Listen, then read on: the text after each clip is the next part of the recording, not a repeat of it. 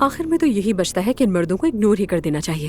اچھا چلو مان لیتے ہیں، لیکن تم نے اس پیار کی وجہ سے تھوڑی ہی دیر پہلے انگوٹھی پہنی ہے. کم آن، اب تم یہ سب باتیں مت کرو مجھ سے، مجھے پتا ہے میں کیا کرنے جا رہی ہوں. بات سنو میری، ایجوکیشن شو کے بجائے محبت کی ڈاکٹر بن جاؤ. سچ میں ریٹنگز کے ریکارڈز توڑ دو گی تو میں بتا رہی ہوں تمہیں. او ایلف، میں اور وہ بھی محبت کی ڈاکٹر.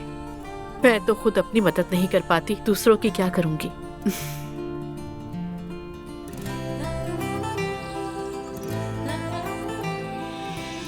یہ لیجیے. شکریہ سویرا. ابھی بالکل تازہ بنایا ہے. بہت شکریہ سویرا. مزے کا لگ رہا ہے. ہاں خوشبو بھی بہت زبردست ہے. ہاں ویسے کل اصل دھماکہ تو ہماری باتوں میں ہی دب گیا تھا. کون سا دھماکہ؟ کیا ہوا ہے؟ ابو نے نور کو جاب سے نکلوا دیا ہے. کیا؟ کیوں؟ اپنی ہی بیٹی کو نوکری سے نکلوا دیا؟ مجھے تو ذرا تعجب نہیں ہوا. ایسے کیا دیکھ رہی ہو؟ تم سمجھتی ہو کہ عبداللہ اپنی بیٹی کو کام کرنے دے گا؟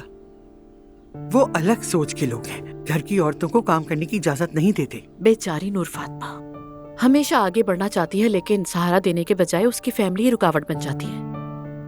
زیادہ امیدیں نہیں رکھنی چاہیے اسے. افسوس کی بات ہے. یار تم سب نے تو نور کو بالکل لوزر ہی سمجھ رکھا ہے. پتا ہے جب نور کو اس بارے میں پتا چلا تو وہ ابو کے آفس پہنچ گئی اور وہاں جا کر چلائی چیخی اور روحان کو لے کر نکل گئی. ارے واہ. ارے واہ واہ کیا! وہ لڑکی ہمارے سپورٹ کی وجہ سے بدل گئی ہے. انہوں نے بہت اچھا کیا. ہاں بالکل یہی کرنا چاہیے تھا اسے. اس کی زندگی تو ڈرامہ بن گئی ہے. ایلف دیکھو، اسے اکیلا مت چھوڑنا، سپورٹ کرنا اسے. اپنے ہی باپ کے خلاف لڑنا بالکل بھی آسان نہیں ہے. بالکل میری جان. تو مطلب کہ روحان بھائی نے بھی جاب چھوڑ دی؟ اوہ زبردست! 2 بھوکوں کے ساتھ میں ایک بھکاری ہی پیدا ہوگا. وہ خود سنبھال لیں گے ممی، آخر دونوں بڑے ہیں، جوان ہیں، کام سے کترانے والے نہیں ہیں. اور یقیناً روحان تمہارے ساتھ واپس آ گیا ہے. ہاں بالکل.